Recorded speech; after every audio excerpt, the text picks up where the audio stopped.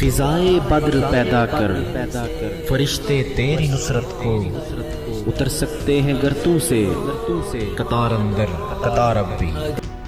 بسم اللہ الرحمن الرحیم، الحمدللہ رب العالمین، الصلاۃ والسلام علی سید الانبیاء والمرسلین وآلہ الطیبین الطاہرین المعصومین المنتجبین، اما بعد۔ السلام علیکم سامعین، رفا ایف ایم 102.2 میں نور رمضان کی ایک اور ٹرانسمیشن کے ساتھ آپ کی خدمت میں حاضر ہیں، اور میں ہوں آپ کا ہوسٹ علی اصغر نقوی۔ سامعین، حسب معمول تلاوت نعت، اس کے بعد سنہرے اوراق میں سے ایک موضوع کا مطالعہ، اور اس کے بعد انشاءاللہ جو آج ہماری ڈسکشن کا ٹاپک ہوگا ٹرانسمیشن نور رمضان میں، وہ اسلام کی پہلی فتح۔ احد احد احد احد احد احد احد احد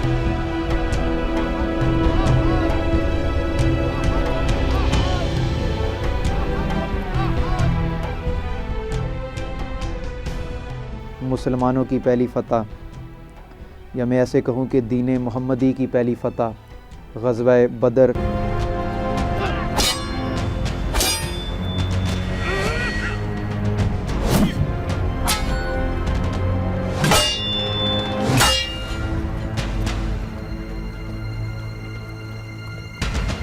انشاءاللہ ہمارا ٹاپک آف ڈسکشن ہوگا، تو سامعین انشاءاللہ اس پر گفتگو ہماری ٹرانسمیشن میں چلتی رہے گی۔ تو اپنی ٹرانسمیشن نور رمضان کا باقاعدہ آغاز تلاوت قرآن مجید سے کرتے ہیں۔ اعوذ باللہ من الشیطان الرجیم۔ اولم یر الانسان انا خلقناہ من نطفة فاذا هو خصیم مبین وضرب لنا مثلا ونسي خلقه قال من يحيي العظام وهي رميم قل يحييها الذي أنشأها أول مرة وهو بكل خلق عليم الذي جعل لكم من الشجر الأخضر نارا فإذا أنتم منه توقدون أوليس الذي خلق السماوات والأرض بقادر على أن يخلق مثلهم بلى وهو الخلاق العليم إنما أمره إذا أراد شيئا أن يقول له كن فيكون فسبحان الذي بيده ملكوت كل شيء وإليه ترجعون۔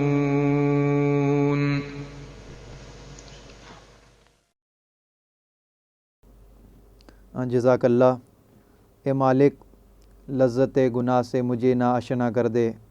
گے سوئے تابدار کو، گے سوئے تابدار کو، اور بھی تابدار کر، ہوش و خرد شکار کر، ہوش و خرد شکار کر، قلب و نظر شکار کر، گے سوئے تابدار کو۔ عشق بھی ہو حجاب میں، حسن بھی ہو حجاب میں، یا تو خود آشکار ہو یا تو خود آشکار ہو یا مجھے آشکار کر گے سوئے تابدار کو گے سوئے تابدار کو تو ہے محیط بے قرار میں ہوں ذرا سیاب جو تو ہے محیط بے قرار میں ہوں ذرا سیاب جو یا مجھے ہم کنار کر یا مجھے ہم کنار کر یا مجھے بے کنار کر گے سوئے تابدار کو باغ بہشت سے مجھے حکم سفر دیا تھا کیوں باغ بہشت سے مجھے حکم سفر دیا تھا کیوں کار جہاں دراز ہے کار جہاں دراز ہے اب میرا انتظار کر گے سوئے تابدار کو اور بھی تابدار کر ہوشوں کے رد شکار کر قلب و نظر شکار کر. جیسا کہ میں نے پہلے انٹروڈکشن میں انٹروڈیوس کروایا تھا کہ جو آج کا ہمارا ٹاپک ہوگا، جو ہمارا موضوع ہوگا، جس پر آج گفتگو رہے گی ہماری، وہ غزوہ بدر ہوگا. تو ماہ رمضان کی 17 تاریخ سن 2 ہجری تاریخ اسلام کا وہ عظیم الشان اور یادگار دن ہے کہ جب اسلام اور کفر کے درمیان پہلی فیصلہ کن جنگ لڑی گئی اور مٹھی بھر مسلمانوں کو کفار کے لشکر پر فتح حاصل ہوئی. تو غزوہ بدر کی اگر میں بات کروں تو سب سے پہلے میں اس کے اسباب کی بات کرنا چاہوں گا کہ وہ کون سے اسباب تھے کہ جن کی بنا پر یہ اسلام کا پہلا محرکہ، یہ جنگ پیش آئی. اس کا پہلا سبب یہ تھا کہ اشاعت دین میں رکاوٹ. حضرت محمد مصطفیٰ صلی اللہ علیہ وآلہ وسلم اور ان کے ساتھیوں کو مدینہ میں تبلیغ کرنے کی پوری آزادی تھی اور اسلام کے اثرات دور دراز علاقوں میں پہنچ رہے تھے. جنوب کے یمنی قبائل جو تھے اسلام میں داخل ہو رہے تھے اور ان کی ہی کوششوں سے بحرین کا جو ایک سردار تھا عبد القیس، وہ مدینہ کی طرف آ رہا تھا نبی پاک صلی اللہ علیہ وآلہ وسلم سے ملنے، لیکن جو قریش مکہ تھے انہوں نے اس سردار کو رستے میں ہی روک لیا. تو یہ اس چیز سے نبی پاک صلی اللہ علیہ وآلہ وسلم کو اور صحابہ اکرام کو یہ خدشہ ہوا اور یہ اس بات کی ضرورت محسوس ہوئی کہ ان چیزوں سے دین میں رکاوٹ آ رہی ہے، اشاعت دین میں رکاوٹ آ رہی ہے. تو یہ بھی ایک سبب بنا کہ غزوہ بدر کا جو معرکہ پیش آیا. اس کے بعد مدینہ کی چراگاہوں پر حملہ، یہ بھی ایک سبب ہے. مکہ اور مدینہ کے درمیان میں کشیدگی بڑھتی جا رہی تھی اور اسی سلسلے میں یہ واقعہ بھی قابل ذکر ہے کہ ایک مکی سردار نے مدینہ کے باہر مسلمانوں کی ایک چراگاہ تھی اس پر حملہ کر دیا اور حملہ کر کے رسول اللہ صلی اللہ علیہ وآلہ وسلم کے مویشی لوٹ لیے. یہ ڈاکہ جو تھا یہ مسلمانوں کے لیے کھلا چیلنج تھا. چند مسلمانوں نے اس کا تعاقب بھی کیا لیکن وہ پھر بھی بچ نکلا. یہ بھی ایک سبب تھا اس کا. اور اس کے بعد جو مین اس کی جو ریزن ہے غزوہ بدر کے معرکے کی جو پیش آیا وہ اس کی ریزن ہے کہ اسلامی ریاست کے خاتمے کا منصوبہ جو بنایا جا رہا تھا۔ قریش مکہ نے اسلامی ریاست کو ختم کرنے کا فیصلہ کر کے جنگ کی بھرپور تیاریاں شروع کر دی تھی۔ افرادی قوت کو مضبوط بنانے کے لیے انہوں نے مکہ مکرمہ کے گرد و نواح کے قبائل سے معاہدات کیے اور معاشی وسائل کو مضبوط تر کرنے کے لیے یہ فیصلہ کیا گیا کہ اس مرتبہ جو تجارتی قافلہ شام بھیجا جائے گا اس کا تمام منافع اسی غرض کے لیے وقف ہو۔ چنانچہ ابو سفیان کو اس قافلے کا قائد مقرر کیا گیا اور مکہ مکرمہ کی عورتوں نے بھی اپنے زیور تک کاروبار میں لگائے۔ اس چیز سے آپ کو اس کا اندازہ ہو جائے گا کہ اسلام کے خلاف لوگوں کے دل میں کتنا زیادہ بغض تھا، کتنی زیادہ تکلیف تھی اسلام کی اشاعت سے لوگوں کو۔ اور عورتوں کو دیکھیں کہ اپنے زیور تک کاروبار میں لگا دیے کہ جس کاروبار کا جو منافع تھا اس کو اسلام کے خلاف جنگ کرنے میں، لشکر اکٹھا کرنے میں، ہتھیار اکٹھے کرنے میں جو ہونا تھا، وقف ہونا تھا، اس میں اپنے زیور تک وقف کر دیے عورتوں نے۔ تو اسلامی ریاست کے خاتمے کی اس منصوبہ نے مکہ مکرمہ اور مدینہ منورہ کے درمیان میں کشیدگی میں بہت اضافہ کر دیا، تو یہ ایک سبب بنا۔ اس کے بعد جو جس کے بعد یہ جنگ شروع ہوئی ہے، معرکہ شروع ہوا، وہ تھا ابو سفیان کا جو قافلہ ہے۔ جو وہ قافلہ تھا جب وہ واپس آ رہا تھا تو ابو سفیان کو خطرہ محسوس ہوا کہ کہیں یہ قافلہ رستے میں ہی لٹ نہ جائے۔ چنانچہ اس نے ایک ایلچی کو بھیج کر مکہ سے امداد منگوائی۔ اچھا، یہ ایلچی جو ہے یہ سفیر کو بھی کہتے ہیں، یہ پیغام رساں کو بھی کہتے ہیں، کہ پہلے زمانوں میں تو ہوتے تھے پیغام رساں ہوتے تھے، گھوڑے پہ سفر کرتے تھے، ان پہ جا کر ایک جگہ کا پیغام دوسری جگہ پہنچانا۔ اور یہ ایلچی، یہ وہ ایک اصطلاح ہے ایلچی، اس کو کہا جا رہا ہے کہ ایلچی کو بھیجا، یعنی کہ ایک پیغام رساں کو بھیجا کہ وہ جا کر خبر دے اور مدد کی اپیل کی کہ قافلہ لٹنے والا ہے، مجھے یہ امکان ہے کہ قافلہ لٹنے والا ہے، تو جو ایک لشکر وہاں پر اکٹھا ہوا تھا اسلام کے خلاف، تو اس کو دعوت دی کہ آپ آ جائیں آپ۔ تو یہ ایلچی نے جا کر وہاں مدد کی اپیل کی۔ تو ایلچی جو تھا، جو قاصد تھا، اس نے عرب دستور کے مطابق اپنے اونٹ کی ناک چیر دی اور رنگدار رومال ہلا کر واویلا کیا اور اعلان کیا کہ ابو سفیان کے قافلے پر حملہ کرنے کے لیے محمد مصطفیٰ صلی اللہ علیہ وآلہ وسلم نعوذ باللہ بڑا چلا آ رہا ہے، اس لیے فوراً امداد کے لیے پہنچو۔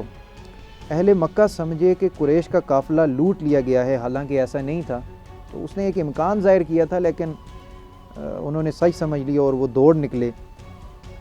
پھر رستے میں معلوم ہوا کہ یہ قافلہ تو صحیح سلامت ہے اور واپس آ رہا ہے، لیکن قریش کے مکار سرداروں نے فیصلہ کیا کہ اب مسلمانوں کا ہمیشہ کے لیے کام ختم کر کے ہی واپس جائیں گے۔ اب انہوں نے کہا کہ اب ایک مقصد کے لیے نکل ہی آئے ہیں، لشکر بھی ساتھ ہے، ہتھیار بھی ساتھ ہیں، اب نکل ہی آئے کہ جو مقصد ہے ہمارا کہ ہم نے مسلمانوں کو ختم کرنا ہے، اسلام کو ختم کرنا ہے، محمد مصطفیٰ کو ہم نے ختم کرنا ہے، نعوذ باللہ۔ تو یہ جو ایک ان کا مقصد تھا، انہوں نے کہا نکل ہی آئے تو اب اس کو مکمل کر کے ہی جاتے ہیں۔ تو پھر انہوں نے فیصلہ کر لیا کہ اب مسلمانوں کا جو کام ہے وہ ہم ختم کر کے ہی واپس جائیں گے۔ تو اب پھر آ جاتے ہیں کچھ واقعات ہیں غزوہ بدر کے۔ پھر کیا ہوا کہ مدینہ میں جب قریشی لشکر کی آمد کی اطلاع ملی تو آپ صلی اللہ علیہ وآلہ وسلم نے مجلس مشاورت بلوائی اور خطرے سے نبٹنے کے لیے تجاویز طلب فرمائیں۔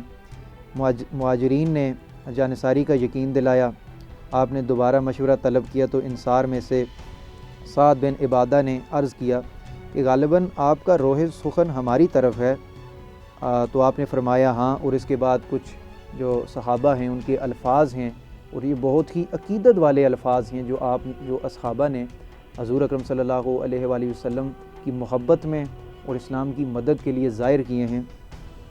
سعد بن عبادہ عرض کرتے ہیں، یا رسول اللہ، ہم آپ پر ایمان لائے ہیں، ہم نے آپ کی تصدیق کی ہے اور گواہی دی ہے کہ جو کتاب آپ لائے ہیں وہ حق ہے، اور ہم نے آپ کی اطاعت اور فرما برداری کا عہد لیا ہے۔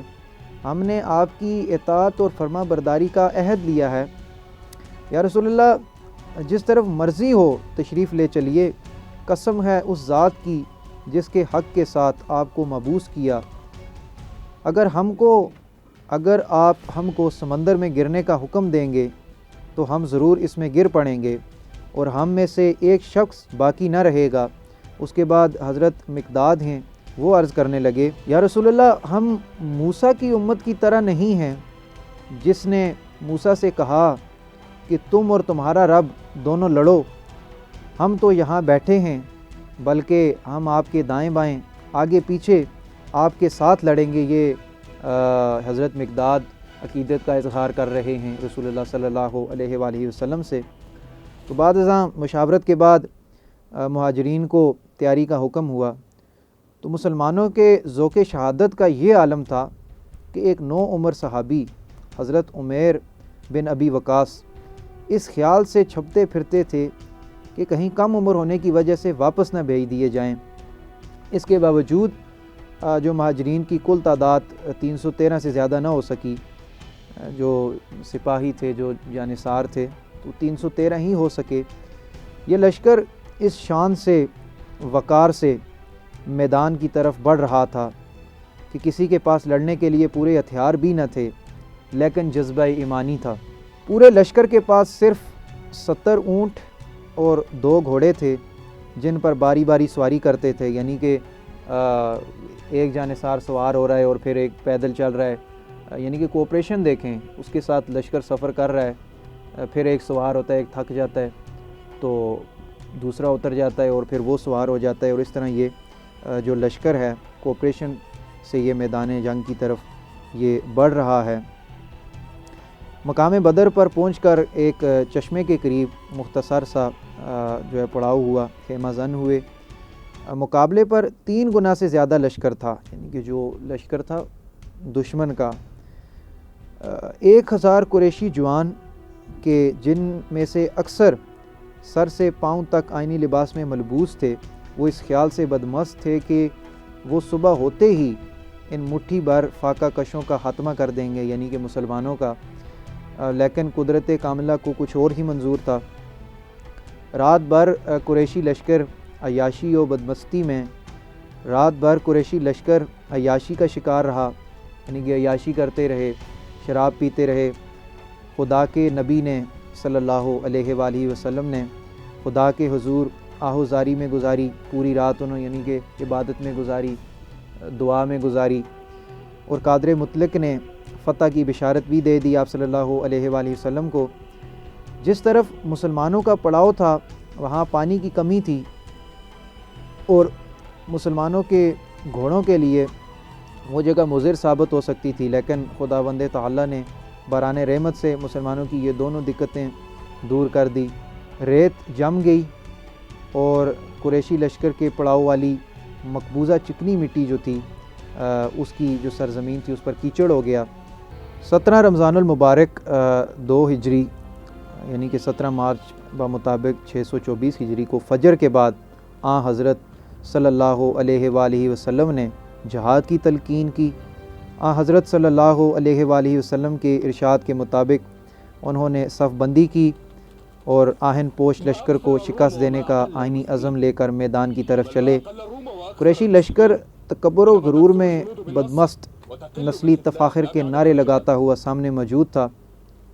مسلمانوں کے لیے چونکہ سخت آزمائش کا وقت بھی تھا، اس لیے کہ اپنے ہی بھائی بند سامنے کھڑے تھے۔ حضرت ابو بکر اپنے بیٹے عبد الرحمن سے اور حذیفہ کو اپنے باپ عتبہ سے مقابلہ کرنا تھا۔ عرب کے دستور کے مطابق پہلے انفرادی مقابلے ہوئے، یعنی کہ پہلے لشکر آپس میں جو تھے وہ بعد میں لڑا کرتے تھے، سب سے پہلے ایک پر ایک کی جنگ کا ایک دستور تھا، یعنی کہ ایک پر ایک جو بڑے سردار ہوا کرتے تھے وہ اپنا تعارف کرواتے ہوئے آگے بڑھتے تھے اور ایک پر ایک کی جنگ ہوتی تھی، اور اس کے بعد حالات کو دیکھتے ہوئے لشکر ایک دوسرے کے ساتھ لڑتے تھے۔ تو سب سے پہلے جو تھے عمر ہیں ان کا بھائی عامر میدان میں نکلا اور مد مقابل طلب کیا۔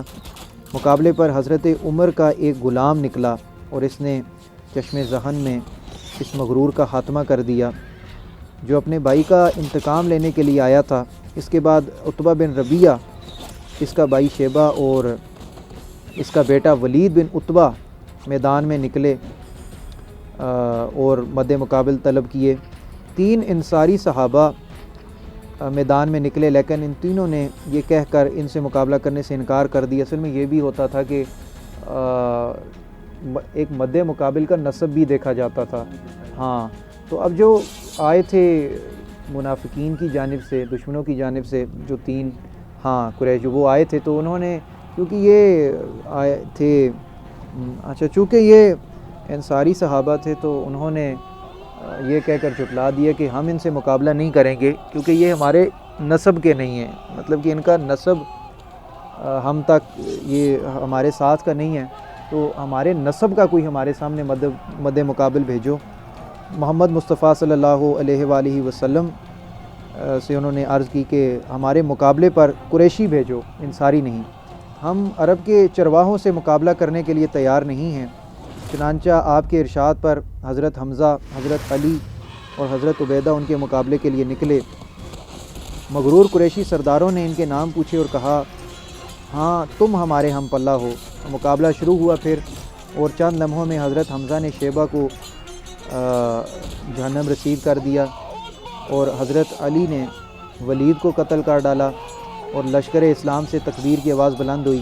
اسی دوران میں عتبہ اور حضرت عبیدہ نے ایک دوسرے پر بھرپور وار کیا اور دونوں زخمی ہو کر گر پڑے، تو حضرت علی علیہ السلام اپنے مد مقابل سے فارغ ہو کر عتبہ کی طرف لپکے اور ایک ہی ضرب سے اس کا کام تمام کر کے حضرت عبیدہ کو لشکر میں اٹھا کر لے گئے۔ قریش نے اپنے نامور سرداروں کو یوں کٹتے دیکھا تو یکے بار دیگرے حملہ کر دیا تاکہ اکثریت کے بل بوتے پر لشکر اسلام کو شکست دیں۔ اس غزوہ میں مومنین کے جوش جہاد کا یہ حال تھا کہ ایک صحابی عمر بن جام کھجوریں کھا رہے تھے۔ انہوں نے حضور اقدس صلی اللہ علیہ وآلہ وسلم کا اعلان، یعنی کہ آج کے دن جو شخص صبر و استقامت سے لڑے گا اور پیٹھ پھیر کر نہ بھاگے گا وہ یقیناً جنت میں جائے گا، سنا تو کھجوریں پھینک دی اور فرمایا واہ واہ، میرے اور جنت کے درمیان میں بس اتنا وقفہ ہے کہ یہ لوگ مجھ کو قتل کر دیں۔ یہ کہہ کر اتنی بہادری سے لڑے کہ شہید ہوئے اور چند لمحوں میں جنت کا فاصلہ طے کر لیا۔ سبحان اللہ۔ میدان خوب گرم تھا۔ قریش کے مغرور آہن پوش لوہے کے لباس سمیت کٹ کٹ کر گر رہے تھے۔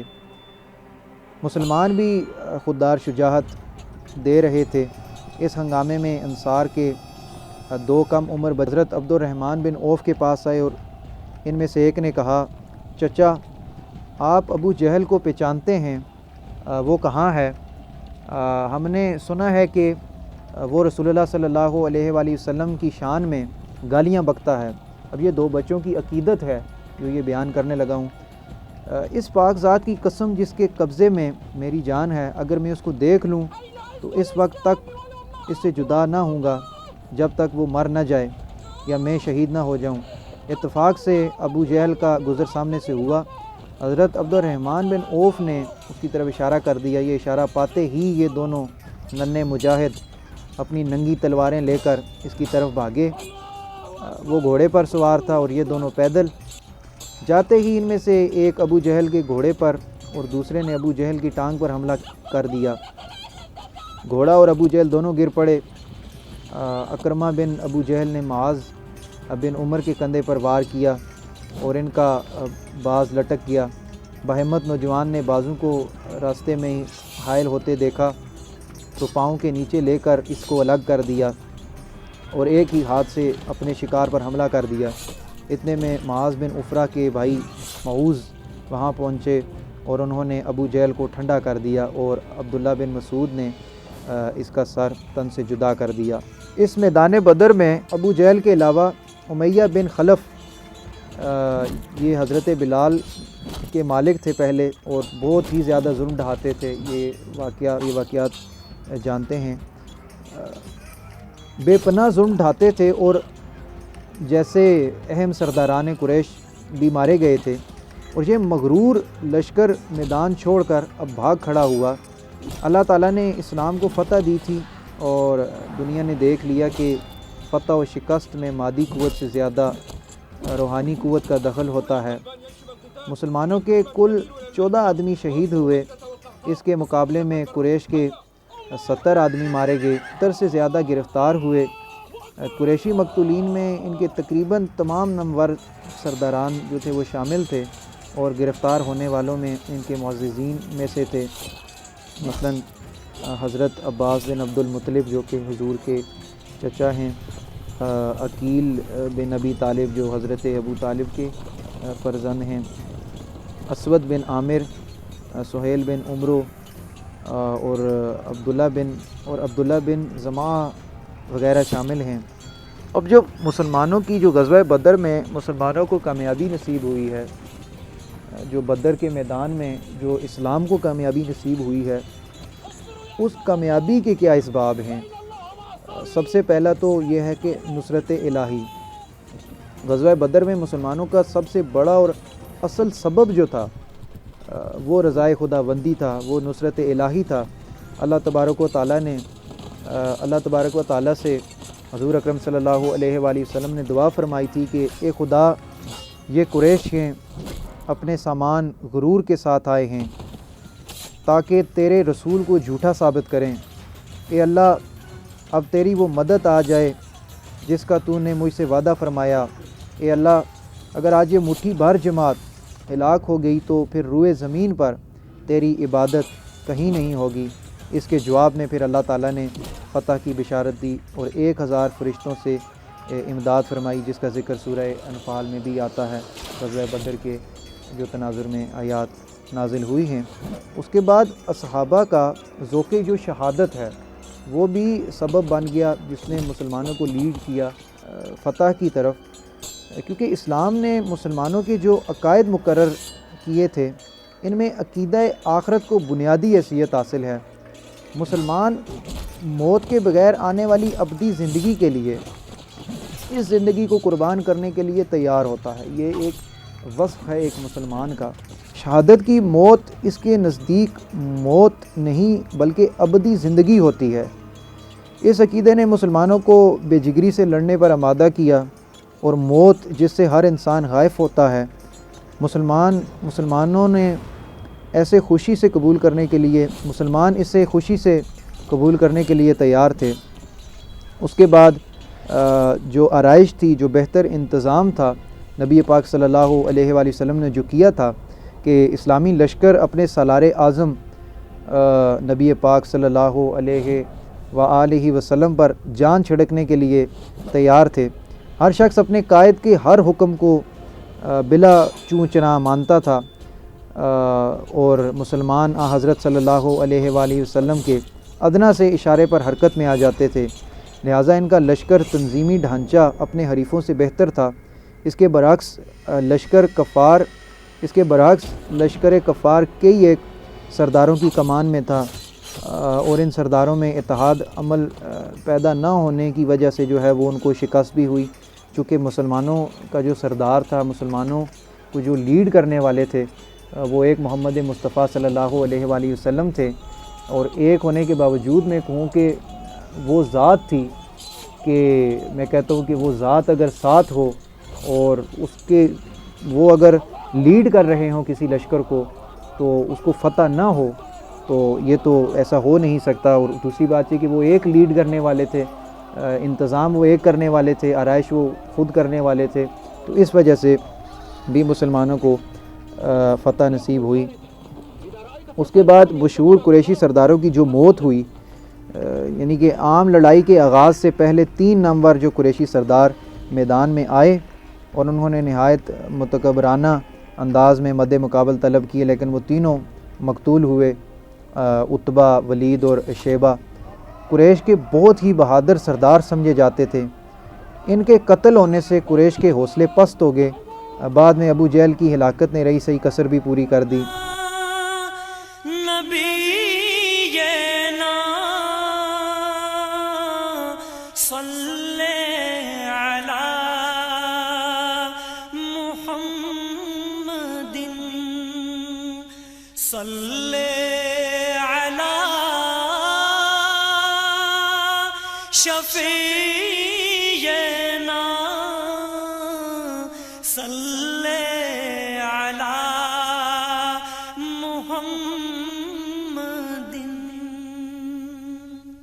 نعت کیسے لکھوں، نعت کیسے پڑھوں، میرے پیارے نبی کی بڑی شان ہے، ایک آیت نہیں، ایک سورت نہیں،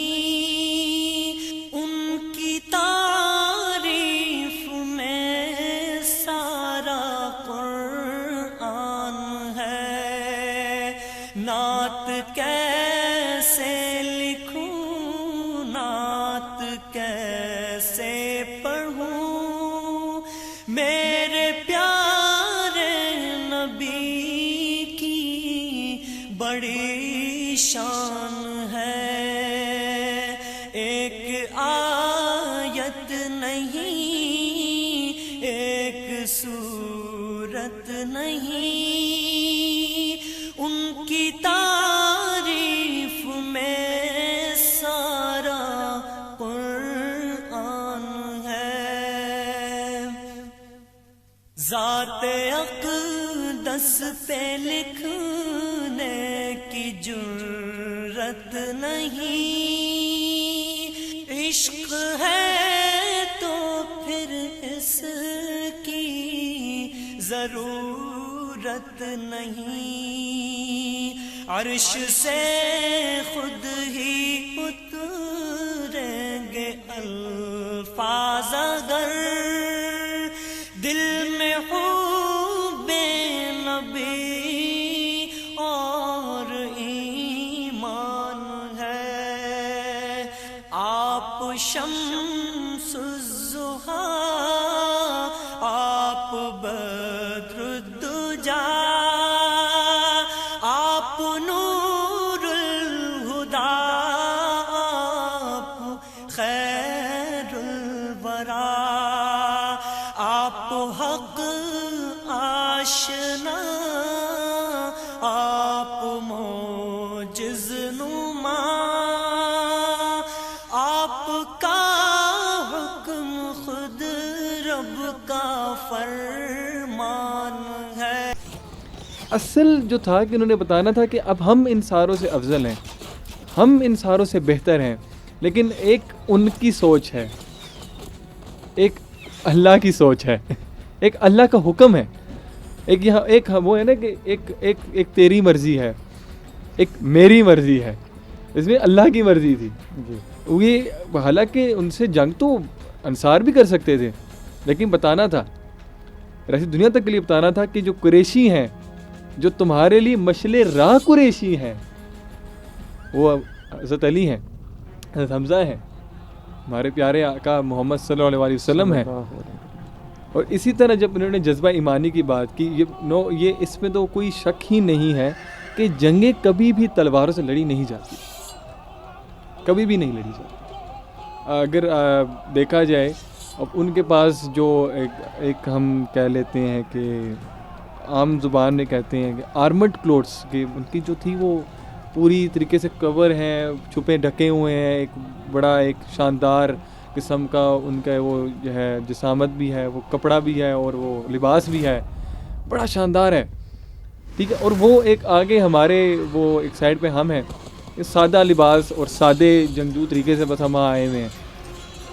جب اللہ کی مدد جس کے ساتھ ہے، ان کے بڑے بڑے جو ایک گھوڑے گر گئے، ان کے بڑے سے بڑا اونٹ گر گیا، بھاگ گیا، ان کے بڑے سے بڑے سردار جنم حاصل ہو گئے، گر گئے، مر گئے، بھاگ گئے۔ اور اسی طرح بتایا، یہ آنے والی دنیا تک بتایا گیا، یہ صرف پیغام پہنچایا گیا۔ وہ غزوہ بدر یہ ہے ہی پیغام کہ جس کے ساتھ اللہ کی مدد ہے اس کو دنیا کی کوئی طاقت نہیں روک سکتی۔ مقدر حضور حق سے سلام آیا، پیام آیا، جھکاؤ نظریں بچھاؤ پل کے ادب کا اعلیٰ مقام آیا زہے مقدر یہ راہ حق ہے سنبھل کے چلنا یہاں ہے منزل قدم قدم پر یہ راہ حق ہے سنبھل کے چلنا یہاں ہے منزل قدم قدم پر پہنچنا در پر تو کہنا آقا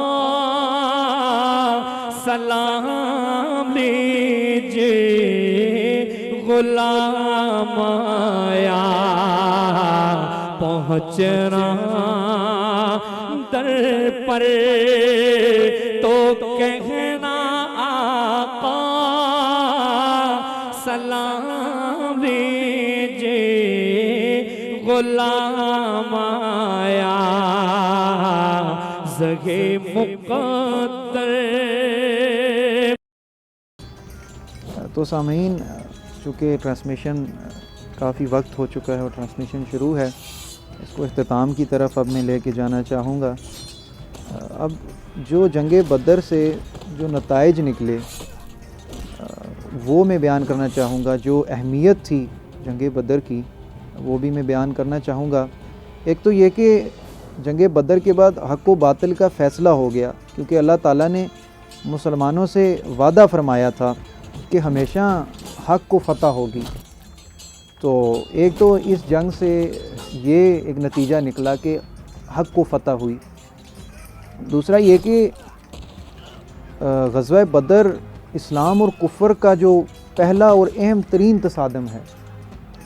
اس سے دنیا پر ایک بات واضح ہو گئی کہ نصرت الہی کی بدولت مومنین اپنے سے کئی گنا زیادہ فوج کو شکست دے سکتے ہیں. سب سے اہم چیز جو یہ نکل کے آئی کہ 313 ہیں اور دوسری طرف اتنے زیادہ ہیں. تو یہ نصرت الہی کی بدولت جو ہے وہ مومنین کتنے بھی زیادہ گنا بڑا لشکر ہو تو مسلمان اس کو جذبہ ایمانی سے اور نصرت الہی سے شکست دے سکتے ہیں. اللہ تعالیٰ نے قرآن مجید میں 100 مومنوں کو 1000 کافروں پر فتح کی بشارت دی. غزوہ بدر میں شامل مسلمانوں نے جس قوت ایمانی کا مظاہرہ کیا، اس کا اندازہ اس بات سے ہو سکتا ہے کہ باپ بیٹے کے خلاف اور بیٹا باپ کے خلاف، بھانجا ماموں کے خلاف اور چچا بھتیجے کے خلاف میدان میں آیا. حضرت عمر نے اپنے ماموں کو اپنے ہاتھ سے قتل کیا.